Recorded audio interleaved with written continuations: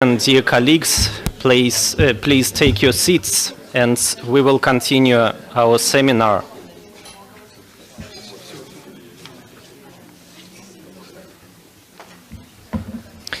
Well, the previous session was devoted to the past and present of the New York Convention, and we heard a lot of interesting presentations about problematic issues, practical issues in different jurisdictions. We will try to look into the future, actually, and we will try to predict what will we have in the nearest few years. So we will speak about the future of New York Convention version 2.0. My name is Anton Asoskov. I'm a professor at the Lomonosov Moscow State University, and today we have a very distinguished panel of speakers. All of them are highly reputable practitioners and have many years of experience in the arbitration. I will start from my right-hand side. Mr. Andrei Yeap, he is the head of international arbitration in the Singaporean law firm Rajah and Tann. Then Dr. Xavier Favre-Bulle, he is an attorney at law, and he represents the law firm Lenz and Staehelin, and as far as I understand, Xavier is residing in Geneva, and he is also a solicitor in England and Wales and teach law, I guess, in the University of Geneva or maybe at some other place. Yes. Yeah. Okay. And to my left-hand side, I am glad to introduce Marina Matousekova. She is a partner at the law firm Castaldi Partners. She is an advocate in Paris, in France, and also she is admitted to the New York bar.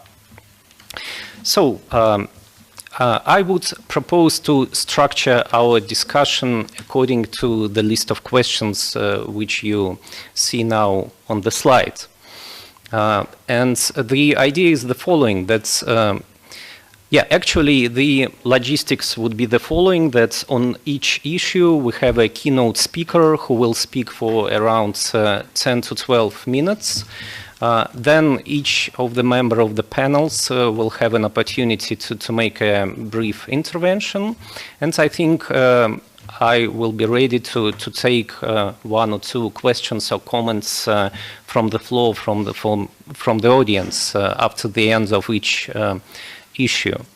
But I will kindly ask both the members of the panel and the audience to stick to the particular issue which we are discussing and not to go with your questions to the next issues. So we will start with actually exploring whether or not we need, I think we need back this first slide, please. We will start with the question whether or not there are actually any serious problematic issues or lacunas with the New York Convention. So, of course, if there are no such problematic issues, why should we speak about any revision of the New York Convention at all? Then the second issue would be whether we have a problem outside the New York Convention, and namely the activity of different state courts in different countries who also want to attract more and more international commercial cases, and whether or not activities of the Hague Conference on Private International Law constitutes a challenge for the current New York Convention.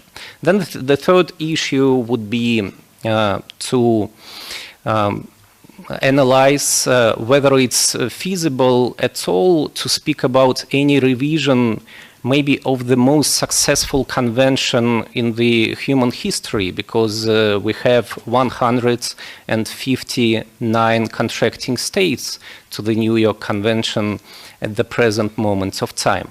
And finally, we will discuss whether we already today have any serious, solid drafts or proposals for the reform of the New York Convention. So it's a quite funny expression, New York Convention. So whether we already have such drafts, what are they, and do they really represent the viable option? So this is the program for today, and now we move to the first issue about problematic rules and lacunas in the New York Convention, and Andrea will be the keynote speaker on this issue.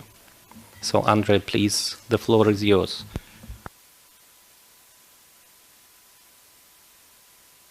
First, let me thank the Russian Arbitration Center for the kind invitation. It's certainly my privilege to be here to address this audience. I think most of you would be pretty familiar with the history of the New York Convention and how it started. But essentially, it all goes back to 1923, where there was a protocol of arbitration clauses. And then in 1927, there was a convention for the execution of foreign arbitral awards. And obviously, all these were pre-World War II. After the Second World War, there was a business boom. There was an increase in international transactions. And the big problem was that under the 1927 convention, in order for an arbitration award to be enforced, it had to be final in the place of origin. So that led basically to leave being required to be sought from the place of origin and also eventually the place of enforcement. So that's the double executor problem that was being caused. And eventually, the New York Convention came about, and now we have something like 159 contracting states. So what do we say are some of the deficiencies? I think there's a long list of minor complaints. I'll touch on a few of this and highlight what I think is probably the single most problematic area. And that would be how you deal with awards which have been annulled or have been set aside. But before I go into that, I just wanted to highlight one of the smaller areas where there's some expression of concern relates to the reciprocity reservation which is being permitted under the New York Convention. Basically, Article 1, Sub 1 provides for the scope of the arbitration award and the enforcement. And Article 1.3, 1 Sub 3, basically provides for reservation. And the reservation can be done in two senses. One is to reserve it for commercial transactions or commercial cases. And the second one is really to say that a state is only going to enforce an award from another award from a convention state, basically. And we've got a situation where I think there are like 74 states which have made a reciprocity reservation. And if you look at some states, particularly somewhere like India, for example, they've signed on. They've got a reciprocity reservation. But the way their reservation works essentially is to say that we are going to gazette which countries we recognize and, for which we will have reciprocity. So on their gazetted list, there is something like, only 46 states, which is less than 1/3 of the convention states we have under the New York Convention. So if we look at this, 7 of the contracting states have made, while making reciprocity reservations, have extended their application to non-contracting states to the extent that those states separately grant reciprocal treatment. So it's a question of how you apply the reciprocity reservations. And I think going from there, the big question that is being addressed today is this something in the past? Are we in a state where we should be going forward and trying to open up more and more in terms of recognizing and enforcing international arbitration awards made under the New York Convention, right?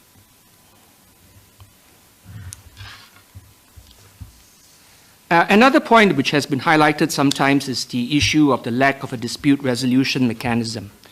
As you would appreciate, a lot of determination is left to the national courts of each relevant country. And it could well be that different clauses are interpreted differently in each particular jurisdiction, and there's a question whether it makes sense to have a body that could determine what clauses in the New York Convention should mean. And, there have been different suggestions in this, and there's some suggestion that perhaps, it could be the International Court of Justice or something like that. And in fact, that was in the ECOSOC draft. That's the UN Economics and Social Council draft. This was actually proposed previously, but it wasn't accepted. So that the suggestion then was that if there was to be a dispute, it should be referred to the International Court of Justice for decision. But I think many countries felt that it was an infringement of their sovereignty, actually. And it becomes a compulsory reference to the International Court of Justice rather than a voluntary one. Let me come to perhaps what is the biggest issue today, probably. And this relates to Article 5.1e. Before I go into 5.1e, I just wanted to refresh your memories in relation to Article 5. Article 5 essentially says that an enforcing court may refuse enforcement in certain circumstances, and these are listed in A, B, C, D, and E. So A is basically where there's a situation of incapacity or where the agreement is not valid under the governing law or the seat. B is where there was no due process. C is where the tribunal's composition has gone beyond what was agreed. And another situation is where the award goes outside the scope of submission. And then there is E. And E is where the award has not yet become binding on the parties or has been set aside or suspended by a competent court of the country in which or under the law of which the award was made. Also relevant to this issue of the analysis in terms of whether to recognize or enforce an award which has been set aside, if you look at the decisions, there are typically two other relevant considerations. One is Article 5.2, and Article 5.2 says that the enforcing court can refuse enforcement in a situation where it's contrary to public policy. So if you look at the cases, there's always a public policy consideration. The other relevant provision, which I've not highlighted here, but I wanted to stress, is Article 7. Article 7 actually provides essentially that a party has a right, basically to the extent permitted by law in a particular country where enforcement is being sought, to the full extent of the law of that country or any treaty which that country has entered into. So if there's something that's more favorable to that party, he's entitled to it as of right under Article 7. So there are two issues here. One is how you treat basically an award which has been annulled in the place of origin or the seat of the arbitration. And secondly, what's the meaning of binding? But let me deal with the first one first.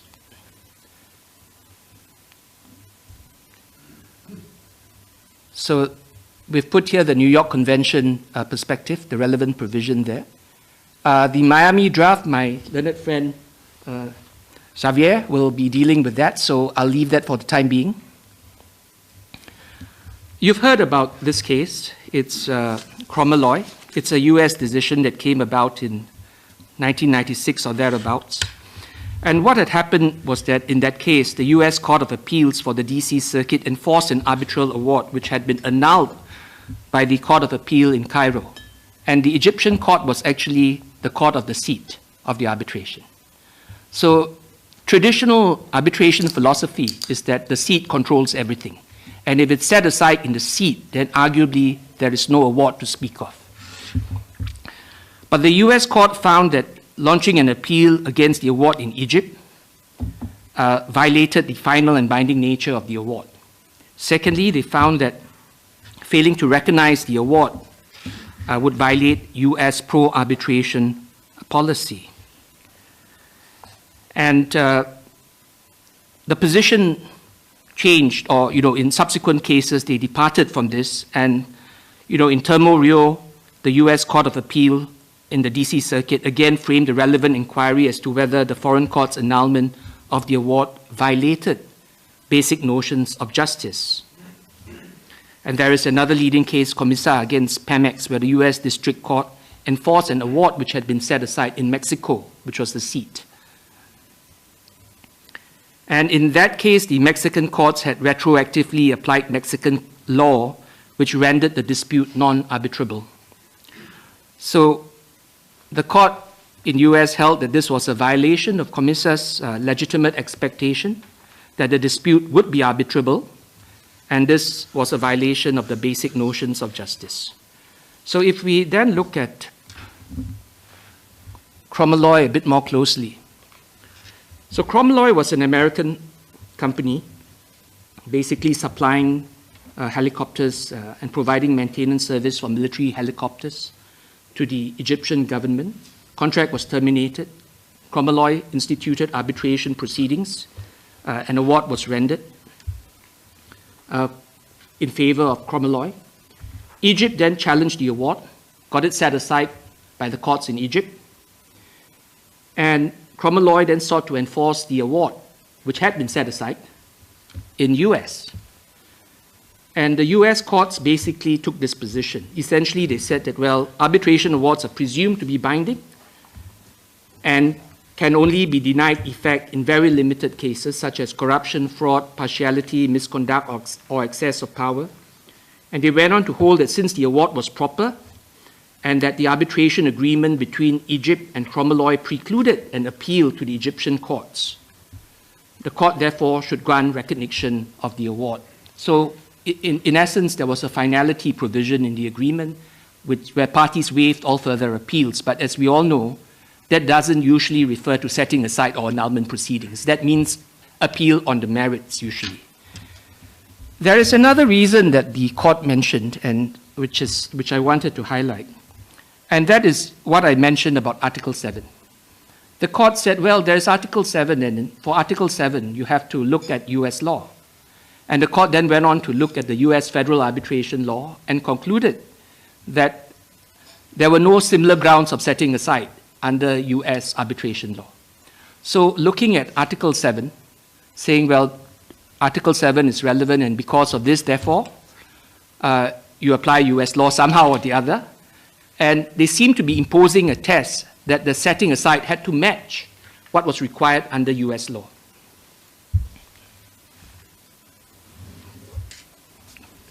So that's very much the US position.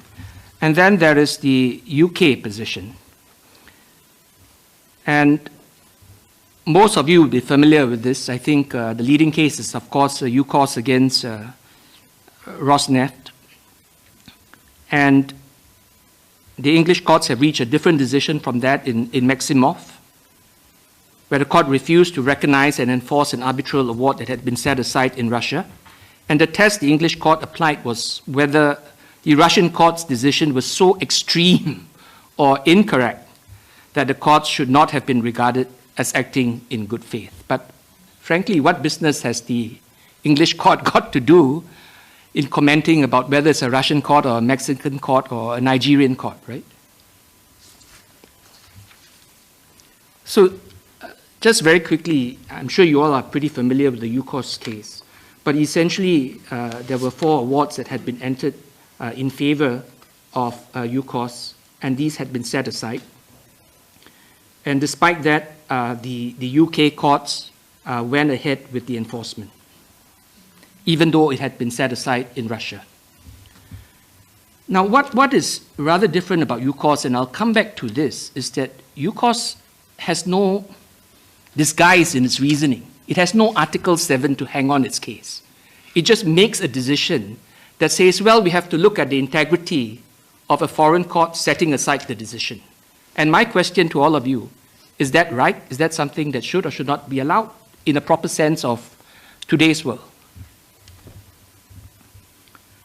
So basically what had happened was that the court says, well, based on the English conflict of law principles, right? in a situation where a judgment has been obtained by fraud, it would be contrary to public policy to enforce the judgment, or if the judgment had been obtained in breach of rules of natural justice. And the court makes that as a principle and then makes a decision. And if you look at the decision, it doesn't say specifically that the Russian courts were either,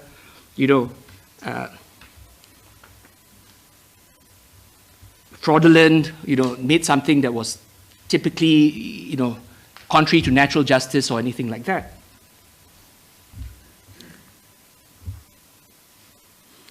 So basically, the court went on to say here that, well, in giving effect to an award, notwithstanding that it had been set aside or annulled, it would be unsatisfactory and contrary to principle if the court was bound to recognize the decision of a foreign court which offended against principles of honesty, natural justice, and domestic concepts of public policy.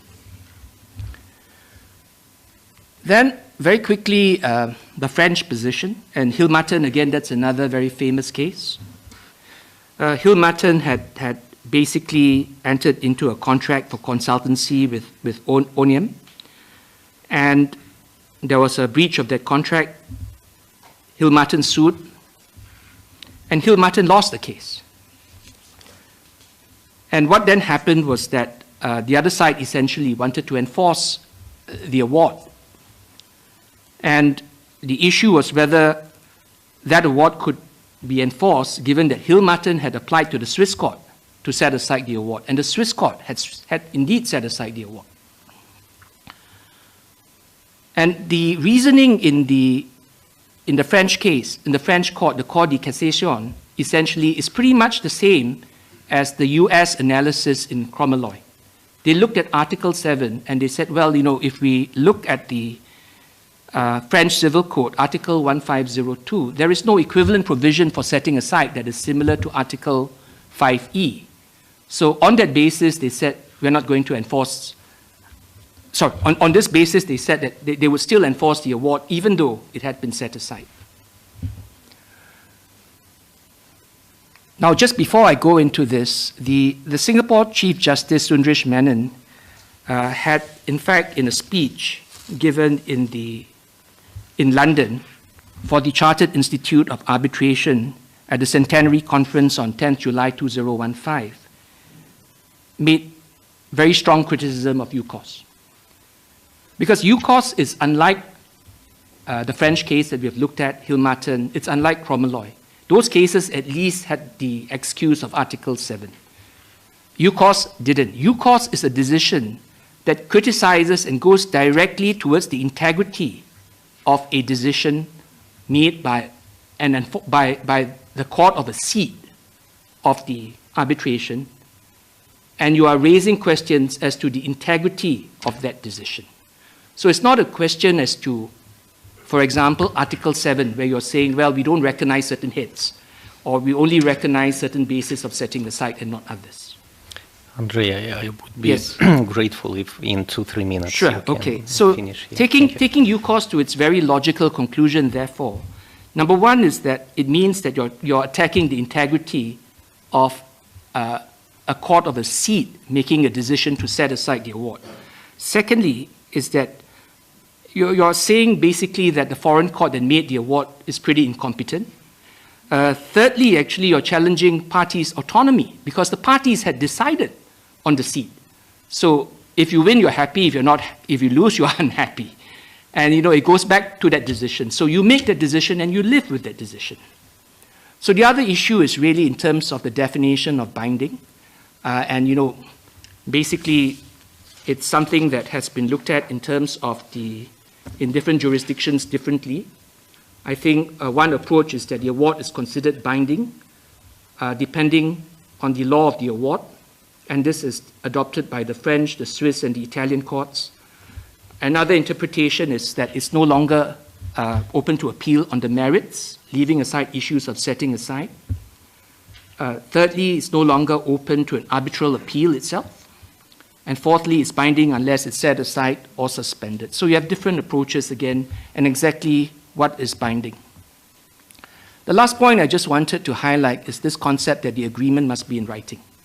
And is that good in today's world? In Singapore, we've had a case where there was an oral agreement, actually, and subsequently there were emails just confirming that agreement. And the court actually upheld that position that, well, there was, for all intents and purposes, a written agreement. So that's a $6 million question as to whether the definition here needs to be clarified or modified. So I think those are pretty much the key areas that, that I want to highlight for today's session. And just in terms of the definition of the form of arbitration agreement, there's a suggestion here by the UNCITRAL model law as well. So the next area which you'll hear on, I think, from my colleague Xavier towards the end as the fourth speaker is how do we cure all these ills? And we've got Xavier here, so please shoot him all your questions, not me.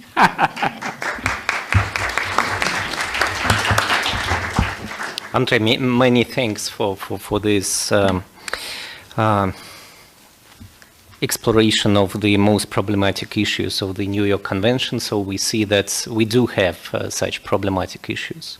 So first of all, I ask my co-panelists whether they want to comment on this.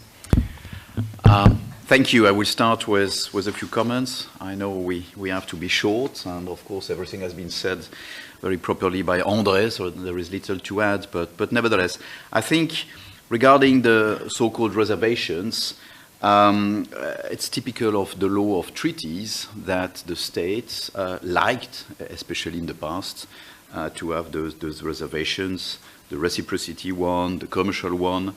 But we can be also optimistic. I can tell you that Switzerland, for example, was the first state to withdraw the reservation on reciprocity in 1993, so a long time ago. So it's very political, again, at the end of the day, what the states are ready to make as concessions. Regarding interpretation and uniformity in general, this is the key problem of the application of the New York Convention in the different countries, today 150 and 59. But as we will see later on in the discussion, there is this UNCITRAL guide on the convention. There is also the ICC, which is working on this, and I think with very serious bodies working on uniformity of the application of the New York Convention, it improved the situation. Also, just because of the transparency, the information that you get about the problems which may exist in certain countries, we try to fix that. The written form, the writing requirements, of course, technically this is a big problem that we have in the New York Convention. It was fixed by that recommendation of UNCITRAL in 2006, but it's a plaster. It's trying to accept that we have a problem in the convention that we cannot really amend, but by the way of a recommendation, we try to avoid the problem. So it's not very serious in a way, but it works. And today, I think the writing requirements are no longer an issue. Don't forget, we didn't have time to address that, but don't forget also Article 3, Article 4, about the practicalities, the procedure in the different countries. There may be difference. This is not harmonized. Sometimes it leads to some problems. In Article 5, of course, I will try to present that with the new draft convention. In Article 5, André concentrated on one aspect, but there are a few others. And just to end with the annulled awards at the place of arbitration and the problem of the recognition and enforcement of those awards set aside, I think it's probably a very good transition for Marina, because to me the most interesting example is France. France from day one has used Article 7 to say we have a better system than the New York Convention. So what's the problem? We don't need to apply the New York Convention, we apply Article 7. And then there were all these cases the North Solar case, Ilmarton, Petra-Bali, whereas in the US, I think it was more inconsistent because we had Cromalloy, but then we had Baker Marine, Spear, and Thermorio, and more recently we had Pemex. So probably when you have a country where some courts would use Article 7, others would have doubts about that and would not recognize and enforce awards which have been set aside at the place of arbitration, that's very difficult for the clients and for the lawyers in terms of predictability.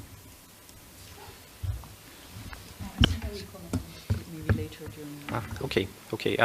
So could I just say something very, very quickly on Baker Marine? I just wanted to point it out that, in that case, the other side was Chevron, which was a US company. And Chevron was the party that had set aside the award previously. Yeah, I just wanted to make a very small comment from the Russian law perspective, and I want to remind that, unfortunately, this deals with this issue, what is the binding award? And unfortunately, when translating the New York Convention into Russian, a mistake was made. And in Russian, it is said final award. So not binding award, but final award, окончательное решение in Russian. And this creates a rather huge problem because, as you know, Russian text is also an authentical text of the New York Convention. And that's why if we look into the Russian text, definitely it's not possible to enforce any kinds of interim awards because they are not final. So let's say that Russian text, maybe it deserves improvements, even if we come to the conclusion that everything is okay with the English text and other texts of the New York Convention. So I think I can take one or maybe two questions or comments from the audience, if there are such. Yeah, please.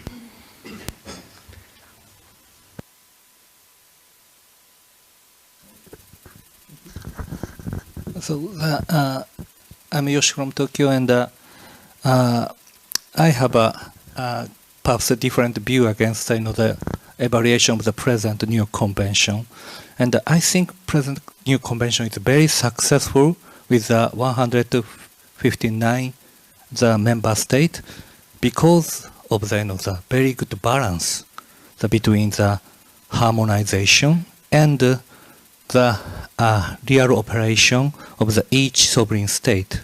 So if we try to emphasize too much harmonization, and perhaps the next version unfortunately cannot correct such a great number of the member states. So that and I'd like to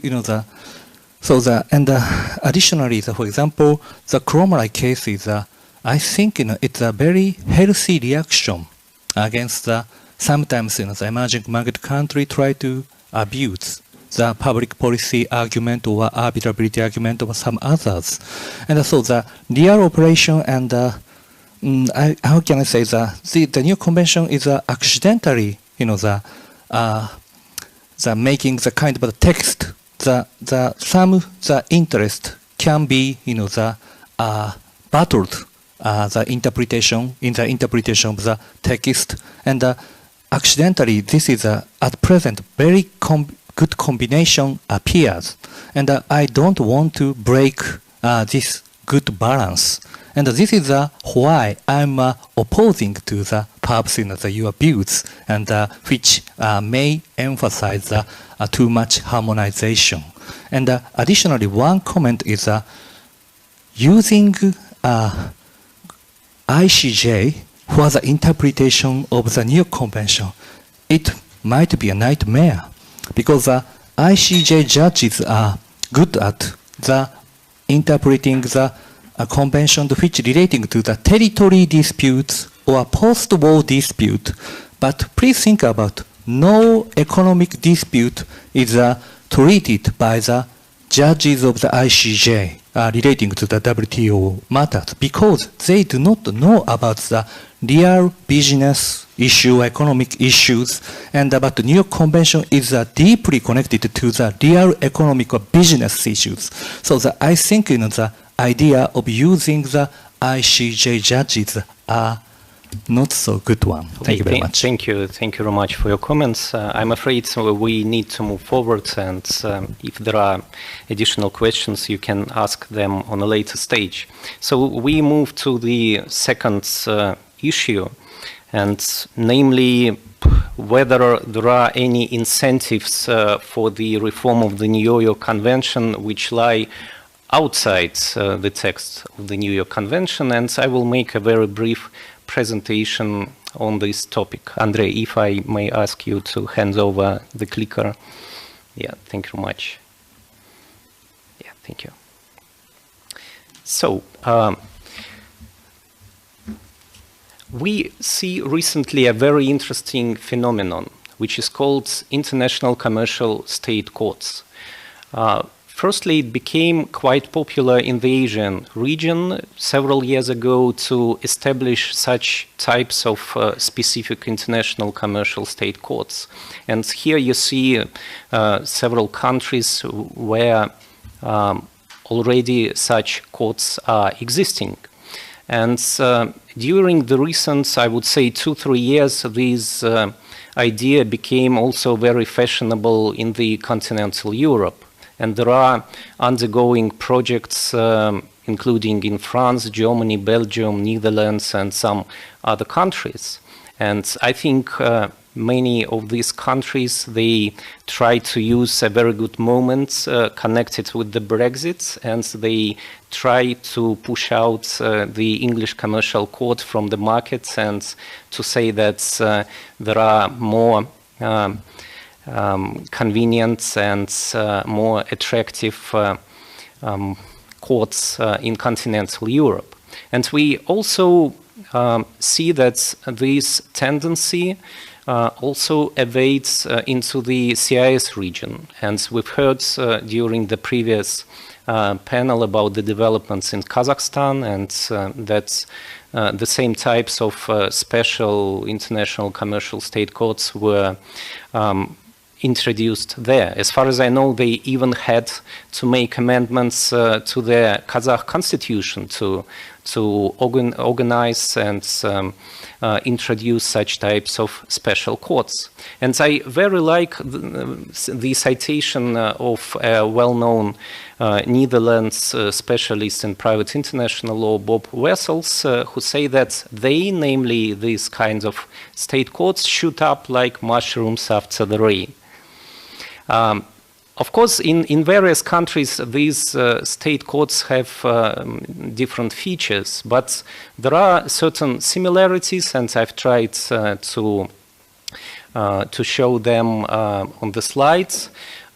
Namely, specialized judges who should have good knowledge of private international law, comparative law, and deal with foreign law in a professional manner.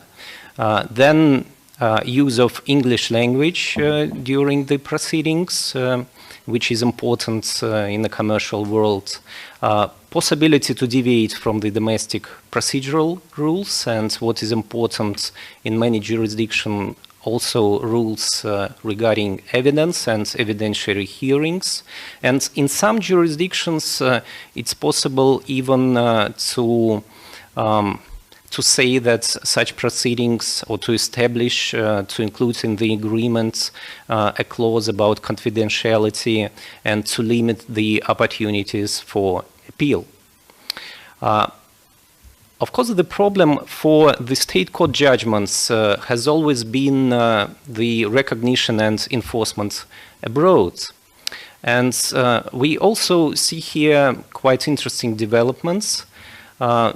Some time ago, there was a creative ideas from some Asian countries, namely in Dubai, to use the, I would say, arbitral clauses. This means that there is an opportunity to convert or transform a court judgment into an arbitral award, and then to try to use the mechanism of the New York Convention in order to recognize and enforce this abroad. But I guess that these type of creative ideas might look problematic, at least for some foreign countries. And I very much doubt if, for example, Russian courts would be ready to enforce such types of converted, transformed court judgments using the New York Convention. Although that's a funny story that there are dozens of erroneous, not correct Russian court decisions in which the New York Convention was applied by mistake to the foreign court judgments, and there are many of them even on the level of cassation courts. But now we see the different situation when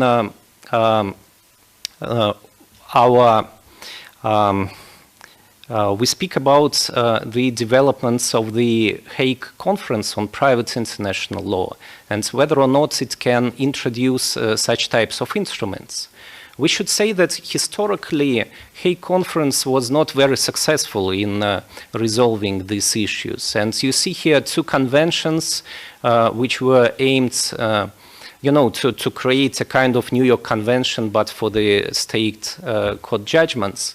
But both of them were unsuccessful. And there was a draft in the late of 90s, a kind of attempt to copy the Brussels Convention, which was later converted into Brussels I regulation. But again, this project in the late of 90s was not successful, and it even didn't result in any international instruments. But now we have two very important recent developments. The first one is the 2005 Hague Convention on Choice of Court Agreements. And this convention has already entered into force on the 1st of October 2015. And what is important that the European Union has acceded to this convention, and this means that all countries of the European Union became contracting states to this convention. Plus, we have three other countries, namely Singapore, Mexico, and Montenegro. And several states have signed but not yet ratified this convention, including such important states as China and the US. And actually, this Hague Convention, some of the commentators say that it's a kind of minor New York Convention because the same ideas are used in these instruments. And you may see here the citation from Article 8, which actually says that there is an obligation of any contracting states to recognize and enforce the foreign court judgments, and that such enforcement may be refused only on the basing on the exhaustive list of grounds. Of course, it's very difficult to read the slides, and I'm not going to do this, but if you try to look into this Article 9 of this convention, you will see that it is very, very similar to Article 5, famous Article 5 of the New York Convention, which again confirms that this convention to a very large extent mirrors the approaches of the New York Convention. And finally, the recent developments, it relates to the draft convention on the recognition and enforcement of foreign judgments, so-called judgments convention, which is believed to be finalized by the next year. And as far as I know, there should be a diplomatic conference next year to sign this convention. And this is an even more broad and ambitious project. And again, we see here that this convention might be a very serious competitor to the New York Convention. And again, it includes the obligation of every contracting state to enforce and recognize foreign decisions, and includes the exhaustive list of grounds for refusal or refusal of recognition or enforcement. And so my conclusion is that if this tendency goes on, and if the state courts get rid of their domestic parochial peculiarities, and at the same time borrow the most attractive elements from the arbitration, plus if they have a kind of their own New York Convention, for example, one of the Hague instruments which I have just mentioned, then such types of international commercial state courts might become very serious competitors to arbitration.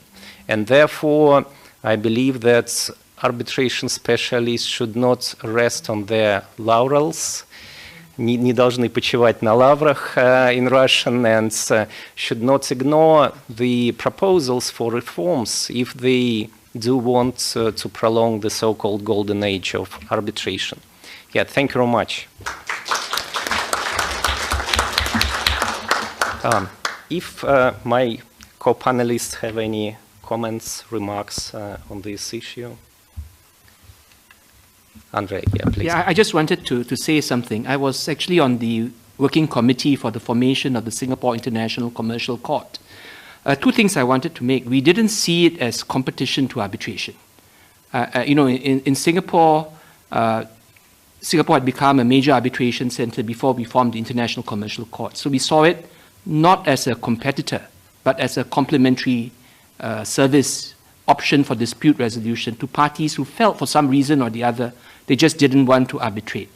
And particularly there were some, obviously, companies which had bad experiences with arbitration. Certain states didn't want to, you know, go before arbitrators for different reasons.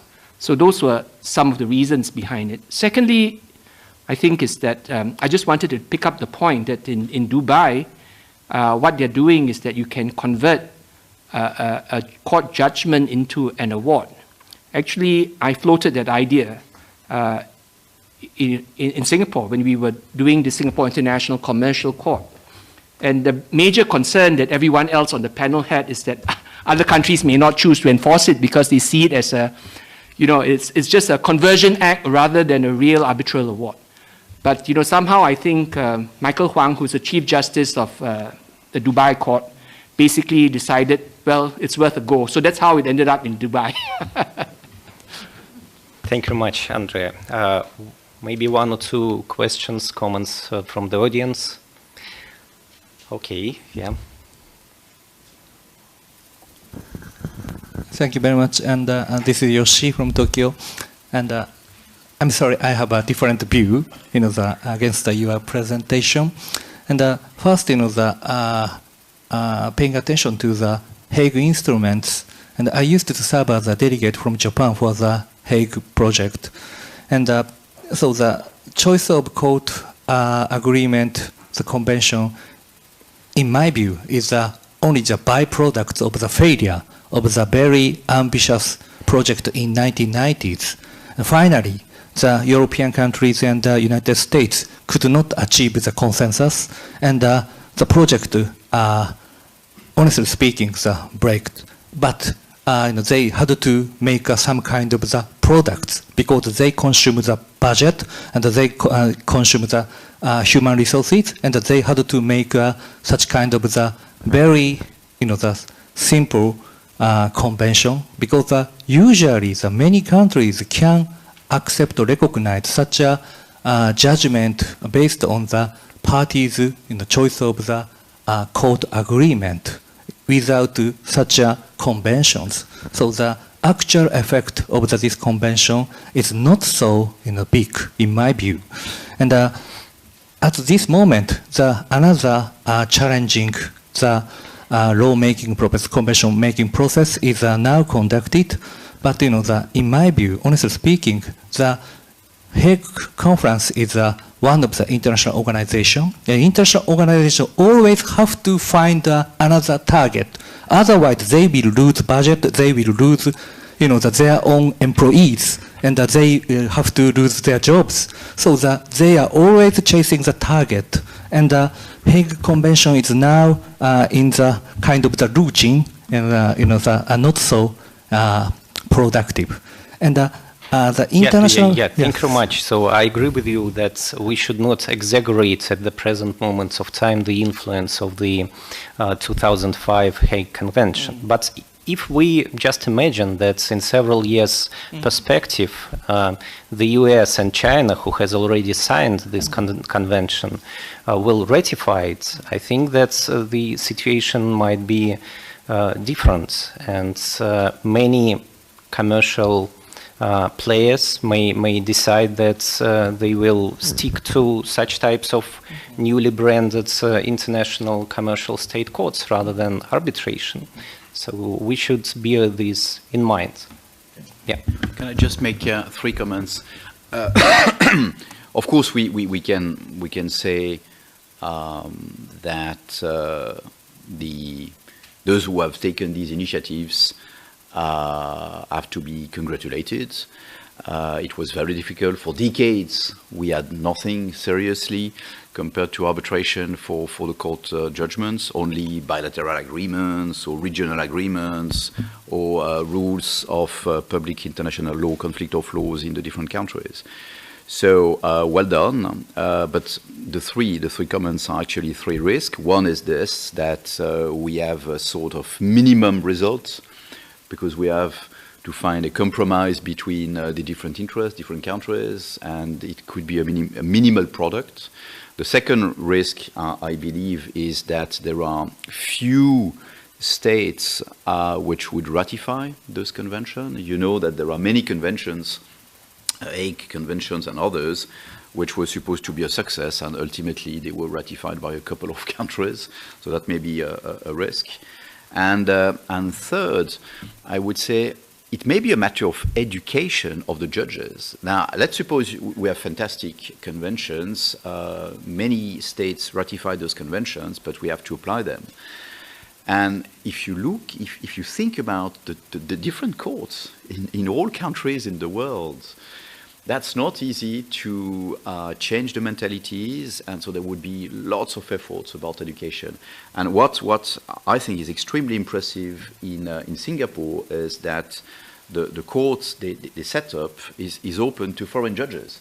So they welcome trained English judges and other judges from other jurisdictions, and to reach probably the highest level of a sort of local international court. And of course, if we are open-minded and we accept that we have foreign judges coming and that we have a real search for quality, that may work. But I doubt that it will work in many countries.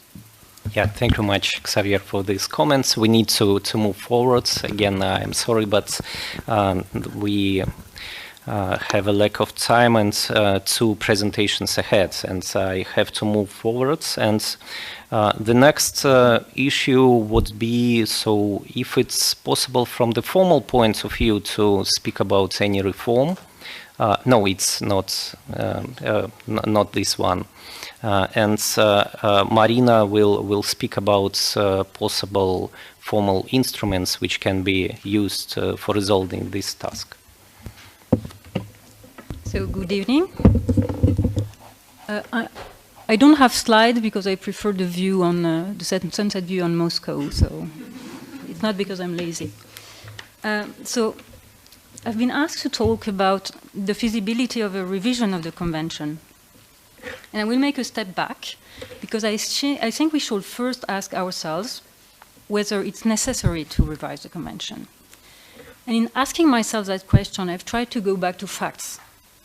And I think there is a consensus today to say that the new convention is one of the most successful treaties in terms of number of signatories, 159 states. We'll see how the Hague Convention evolves, but as of today, we don't have any equivalent instrument for court decision. And it's not only the most widely ratified convention, the regime of the convention is also deeply rooted in the legal systems. If you go to see the code of civil procedure of all the countries, contracting parties, well, even the most exotic one, you will see that you recognize the rule on enforcement and recognition. It sounds familiar to you because it's the same pattern taken from the New York Convention. And also, if you look at the actual number, you have to bear in mind that in the vast majority of cases, the awards are enforced voluntarily. So we are talking about, is it 10% or 15% of unfortunate cases where enforcement and recognition proceedings are required.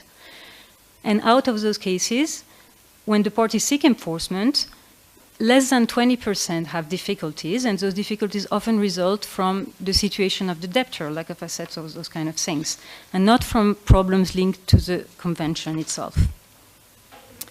So it is a successful tool, I think, and I leave apart the question of contracts with strategical and political interest, and I will talk about that later. And if you look at the survey from arbitration practitioners, well, easy enforcement is one of the main advantages of arbitration, and it's before neutrality, before flexibility of the procedure, before the fact that you can choose your arbitrator. So, of course, the convention is an old text. It could be modernized, but still is successful.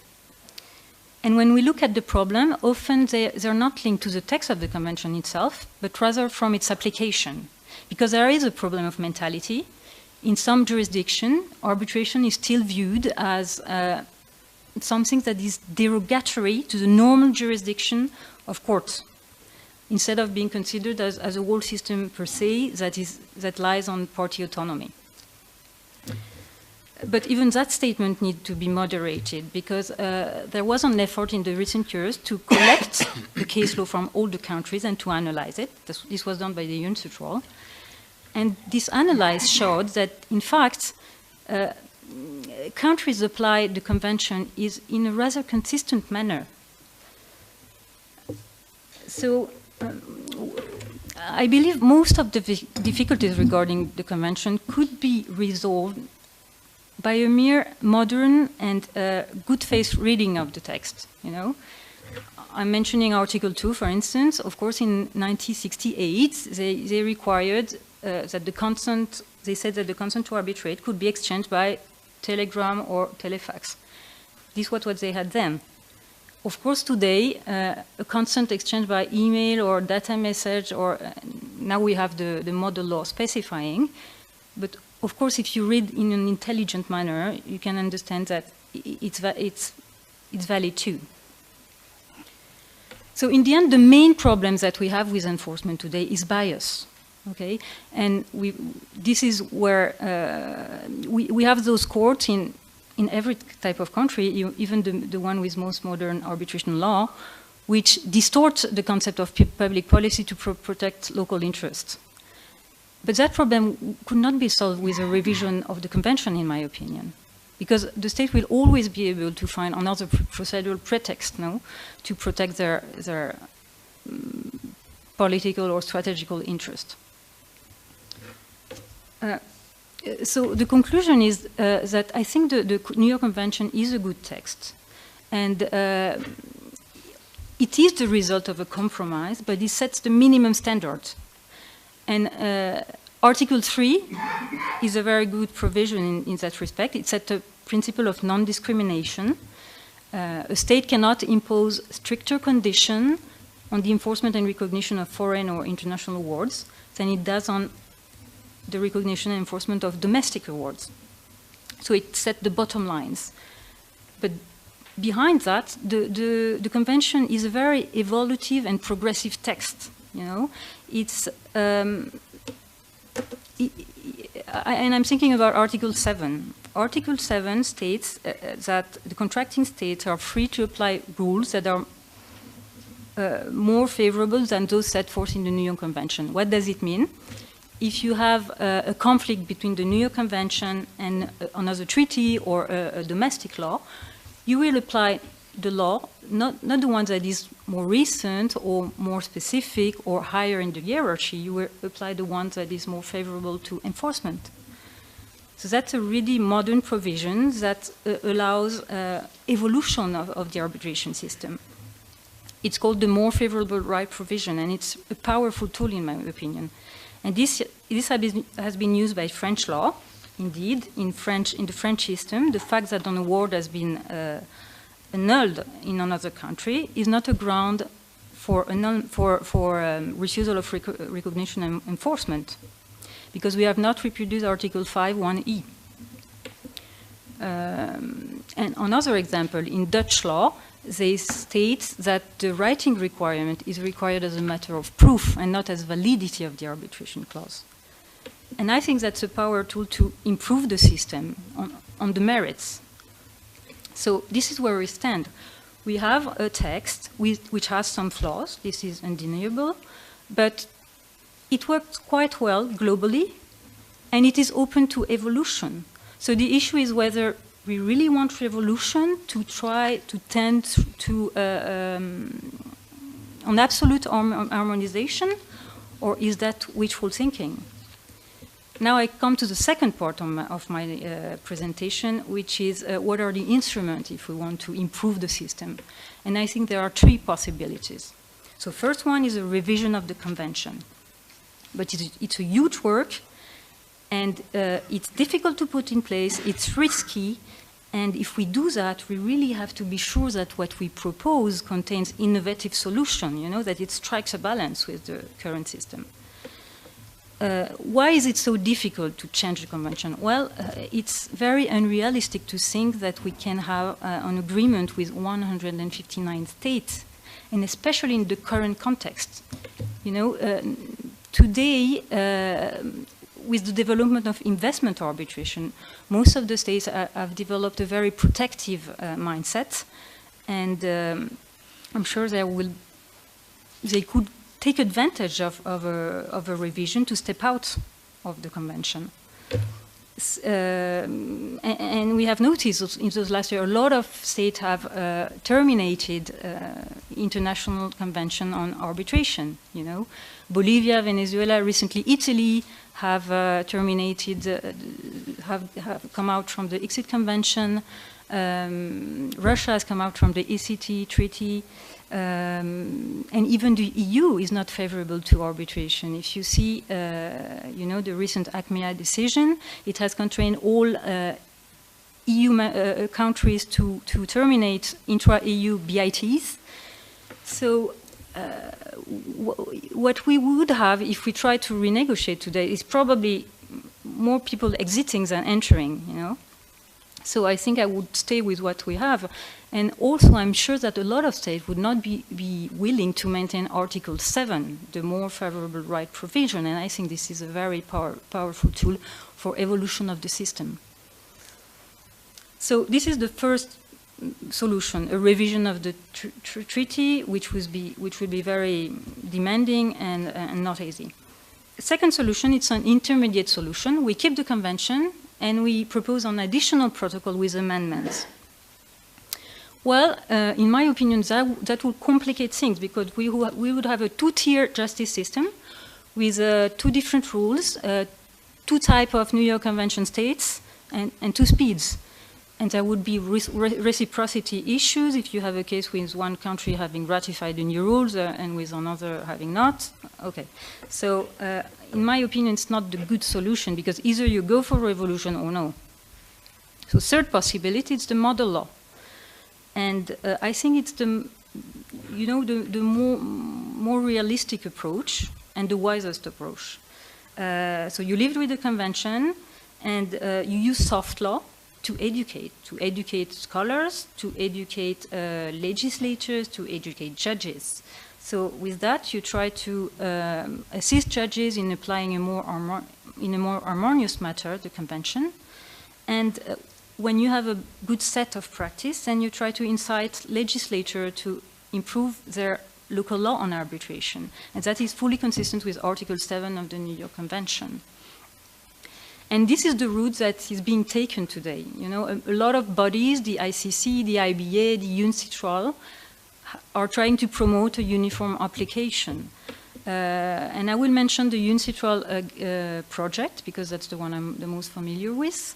So they have created a website on which they have collected more than about 2,700 decisions from 60 countries. even the most, the countries which do not usually publish their case law, like Iran. And you have the original decision online, it's freely accessible, you have the translation in English, and you also have a summary of the decision. It's very easy to navigate on the website, and I encourage you to visit it. It's nyconvention1958.org, and you may access the decision by country, by theme, by article. And I think this is probably the wisest solution to improve the system, even if it takes longer. And I will conclude by saying that maybe in a few decades, when artificial intelligence will have totally put arbitration upside down, or maybe because we'll be in an even more globalized world, then it will be time to think of a revision. But today I will stick to the text as it is. Thank you.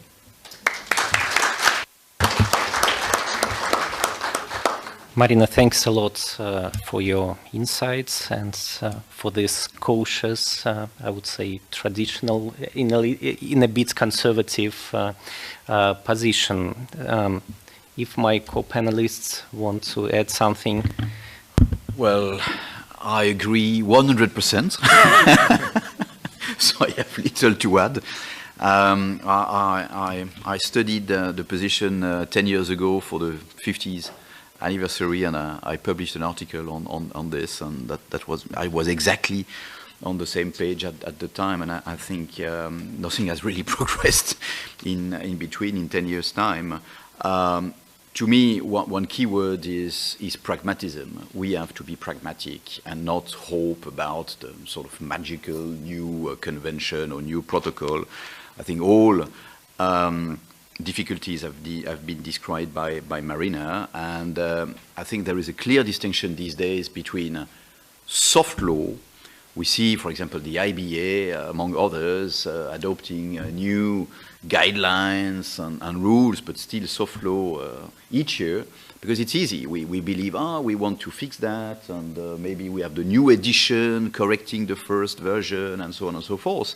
But here we are with a very formal treaty, with a very large number of countries, and to me, we should stick with what we have, which was a great success. Of course, it's not perfect, but we have to do with it. Thank you. Perhaps in the audience there are some people who are ready to vote for the revolution and for the radical changes. Any questions? Yes, please, Veronica. Can we have a microphone, please? I guess I have enough voice. Yeah, it's here, it's coming. Okay, yeah. So I agree that making revolution will end in some states, indeed, opting out of the regime of new convention. But my concern is that maybe there is no need for revolution, but maybe there is a chance that at least some amendments will be successful, and maybe that some agreement will be made to improve at least a little bit the conventional regime. So why don't try to, have representatives from all 159 countries and just have a big conference, big session, for a month. But maybe it will turn out that they have at least some agreement on some points that at least a little bit improve the regime. Because I'm still young, but I read certain articles also devoted to 50th anniversary, and it was the same view. But for me, it seems like every time, every decade, people just talk about how difficult it will be to amend the convention, but actually maybe do nothing to reach at least, some result, and maybe to amend at least one word, which will make the world better. Thank you very much. So we see that the younger generation is ready for more radical steps. And actually, we move to our final issue and to the maybe the most interesting discussion about the already existing drafts of such types of new New York Convention. And Xavier will speak about such drafts. Thank you. I'm back again, and the lucky people were certainly in the sun of Miami for the baptism of the so-called Miami draft, and I was less fortunate, and I ended up in Dublin, where its twin brother was born. 10 years ago, in June 2008, at the Hague Congress in Dublin, Mr. New York Convention, as we could call him, Professor Albert-Jan van den Berg, made a very innovative contribution. Instead of merely highlighting the strengths and weaknesses of the contents of the New York Convention, as he had been doing and many had been doing before at the IBA and ICA, then he said that this old star was showing its age and should be replaced. And he even had an example of a replacement ready, a new New York Convention, what he called a hypothetical draft convention, an hypothetical draft convention 2008 on the international enforcement of arbitration agreements and awards, and what others renamed at the time the New Dublin Convention, and subsequently on the occasion of a conference in 2009 it became the Miami Draft. And Professor van den Berg basically said he suggested to add new provisions, to revise existing provisions, to clarify others, and to delete outdated provisions, and to align other provisions with prevailing judicial interpretation. That was the goal of the exercise. But we were not at the end of our surprise in Dublin. After a very impressive presentation of the Van den Berg Convention, other panelists, I was there, made their comments, and among them, Emmanuel Gaillard, a very well-known French professor, and Professor Gaillard at the floor, and he strongly argued against such a new convention based on what he called, I really remember, you know, Professor Gaillard, he said, the three no's. There is no need, no hope, and no danger. So there was a constructive but frank clash of opinions, as it rarely happens at arbitration conferences. And in order to decide who shall be the winner of the contest, one has to first look at the proposed amendments to the New York Convention. I will have to be short, I'm afraid, but that's the game. We have the old one. Yes, for sure. The telegrams, the emails were not there. Would be different in insisting on the enforcement of arbitration agreements and awards. Compare the two. I have each time the new text as such, but it's probably more interesting to compare the current version of the New York Convention and the hypothetical Van den Berg Convention. Briefly, you see that for Article 1, beyond the title, the Miami Draft contains several proposed amendments, and the main goal is to clarify that the Convention applies not only to the enforcement of arbitral awards in international arbitration, but also to an arbitration agreement as provided in Article 2, and the reservations would be dropped. If we move to Article 2, no surprise, the Miami Draft would abolish the written form requirements and would redefine more clearly under what conditions a defendant could prove that the court should not refer the dispute to arbitration. So there would be those situations where the court has to refer the matter to arbitration, and then the circumstances where the courts shall not refer to the dispute to arbitration. The test about which, and there is an interesting definition you see in Article 2C, arbitration of the dispute. Of course, short on certain provisions, we have no time, but Article 3, the Miami draft, again, cannot bring solutions to the absence of uniform procedure for the enforcement. So you may have discovery, you may have different rules in the respective jurisdictions. Each state will apply its own rules of procedure, but there is nevertheless an attempt to say the award shall be enforced exclusively on the basis of the conditions set forth in this convention, and the law of the country where enforcement is sought shall govern the procedure for enforcement of the awards. Just a distinction between the two. But 3, you see, there shall not be imposed onerous requirements on the procedure for enforcement, no substantial fees or charges. So we should not hinder the enforcement under the New York Convention because of local rules of procedure. Then Article 4. This is quite technical, as you know, about the formal requirements for the documents to be provided.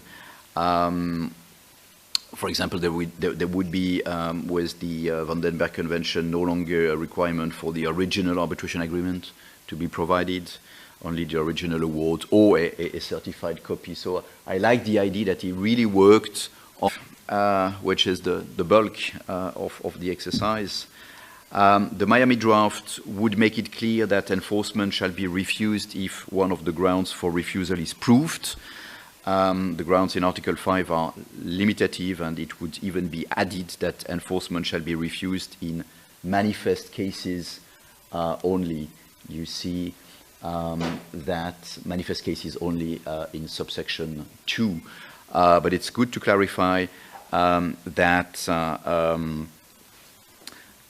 shall not be refused, because there are certain countries, problem of translations again, where it may be refused, and we have to be clear as to the test for the courts. If we go through quickly the various objections, there is one which is slightly problematic in practice, which is the incapacity, which is referred to in letter A at the moment. So that would disappear in the Miami draft, and that would be only a reference to a valid arbitration agreement under the law of the country where the award was made. Letter B, Vandenberg would add the equal treatment, which is currently not in the text.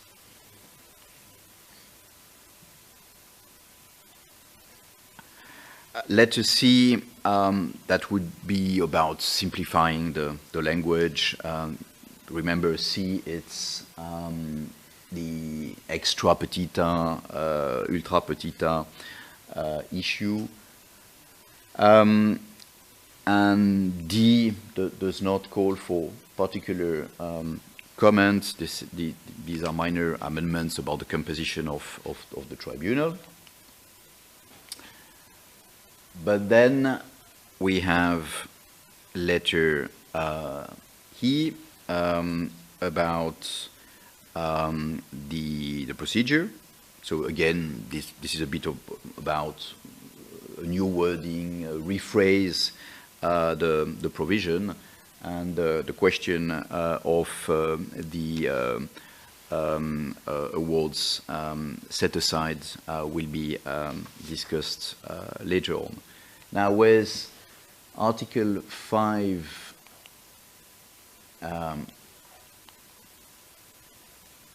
2, let me just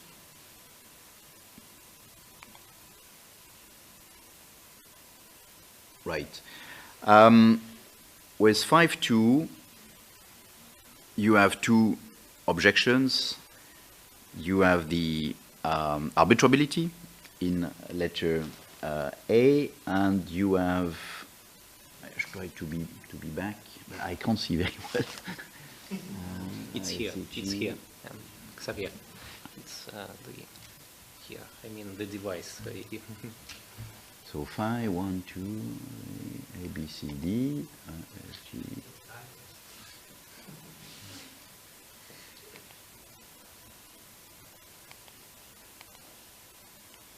Okay.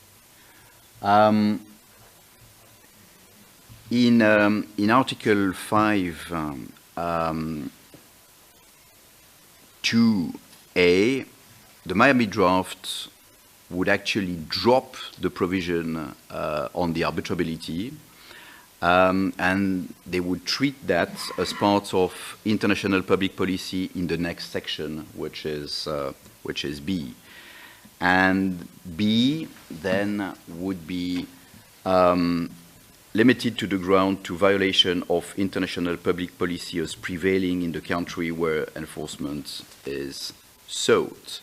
There would be also a waiver introduced, an express waiver rule whereby the party against whom the award is invoked cannot rely on most grounds if that party has not raised them in arbitration without undue delay after the moment when the existence of the ground became known to that party. So I think it's in line with the current practice that you have to raise the objections, and otherwise you might be precluded from doing so. So the work on Article 5, subsection 1 first, and subsection 2 then, would be significant, and this is probably where we might have some debate if we have to discuss at the political level and diplomatic level whether the states would agree to that. Now, moving to Article 7, the Miami draft would maintain the principle that the Convention sets a minimum standard and contracting states are free to adopt more liberal regimes for enforcement. So that's the good news for certain countries. But if we go back now, because in relation to the subject matter of the awards set aside at the place of arbitration, if we go back to letter E, it's G here. G. This the award has been set aside by the court in the country where the award was made on grounds equivalent to grounds A to E of this paragraph. So you see, they wanted to address the issue in the following way. They would not allow a court to set aside an award at the place of arbitration with whatever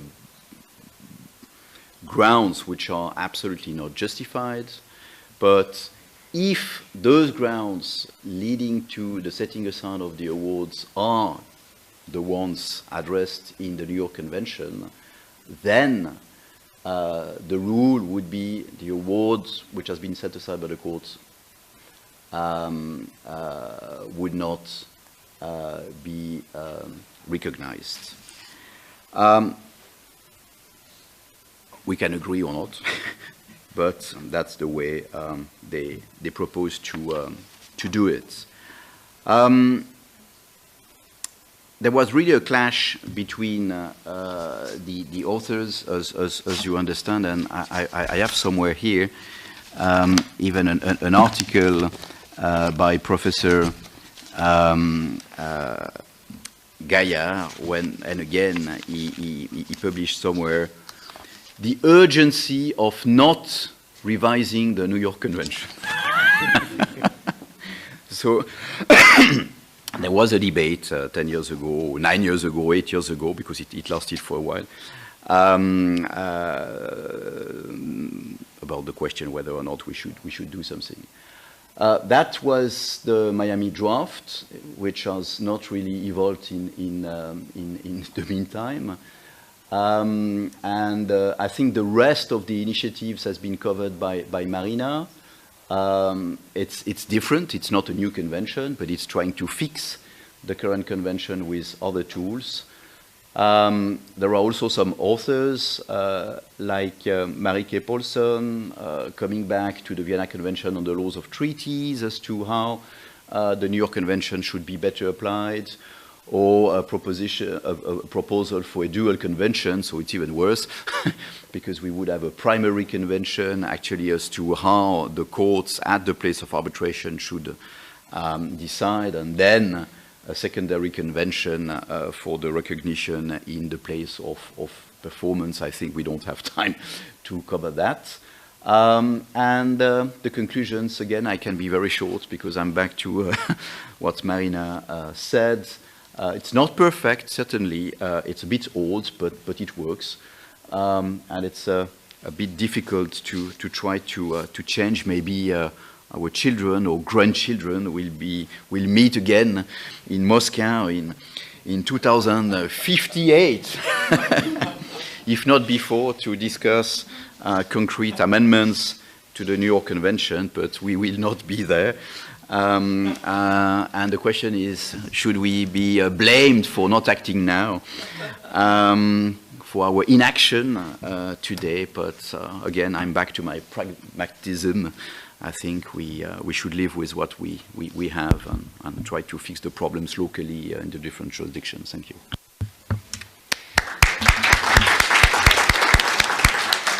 Many thanks, Xavier, for this deep investigation of the Miami draft. I can allow maybe one comment, but please don't forget that you will be a kind of impediment before the reception, which will follow this session. So please, comments.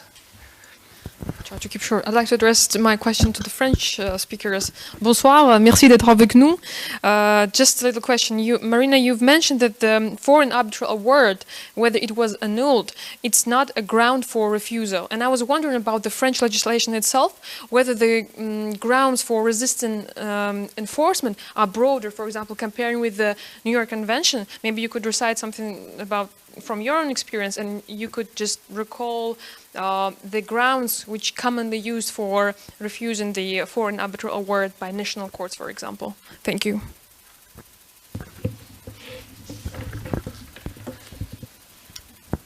In my knowledge, the grounds are, except for these particular things that we don't have in our this Article 5.1e, the grounds are quite similar than the one of the New York Convention. That being said, France is not beyond, judgment for its position when there are political and strategic interests at stake. And there was recently a decision from the Tribunal des Conflits. The Tribunal des Conflits is a court that decides who is competent between judiciary courts and administrative courts. And it decided that when you have a contract with the public administration, then to rule on the enforcement and recognition, it's administrative courts that are competent. It's the decision Rajah, and it's a very criticized decision because it goes against Article 3 of the Convention, which sets a principle of non-discrimination. Here we create a special regime of control of decision with the French administration. So, there is this decision which is quite particular. Thank you much. So to draw some borderline, I would say that there is a kind of consensus among the panelists, and I think most of the audience, that The existing New York Convention is not that bad.